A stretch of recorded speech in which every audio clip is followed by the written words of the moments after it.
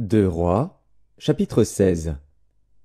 La 17e année de Pékar, fils de Remalia, Akaz, fils de Jotham, roi de Juda, régna. Akaz avait 20 ans lorsqu'il devint roi, et il régna 16 ans à Jérusalem. Il ne fit point ce qui est droit aux yeux de l'Éternel, son Dieu, comme avait fait David, son père. Il marcha dans la voie des rois d'Israël, et même il fit passer son fils par le feu, suivant les abominations des nations que l'Éternel avait chassées devant les enfants d'Israël. Il offrait des sacrifices et des parfums sur les hauts lieux, sur les collines et sous tout arbre vert. Alors Retsin, roi de Syrie, et Pékar, fils de Remalia, roi d'Israël, montèrent contre Jérusalem pour l'attaquer. Ils assiégèrent Akaz, mais ils ne purent pas le vaincre. Dans ce même temps, Retsin, roi de Syrie, fit rentrer Élat au pouvoir des Syriens.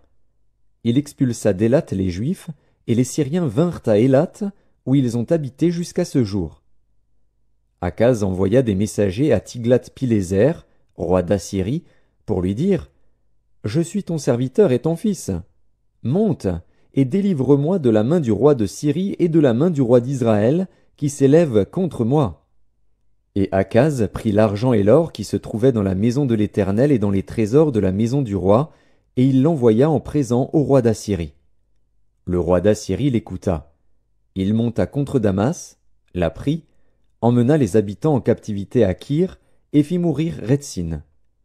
Le roi Akaz se rendit à Damas au-devant de Tiglath-Pileser, roi d'Assyrie. Et ayant vu l'autel qui était à Damas, le roi Akaz envoya au sacrificateur Uri le modèle et la forme exacte de cet autel. Le sacrificateur Uri construisit un autel entièrement d'après le modèle envoyé de Damas par le roi Akaz, et le sacrificateur Uri le fit avant que le roi Akaz fût de retour de Damas. À son arrivée de Damas, le roi vit l'autel, s'en approcha et y monta.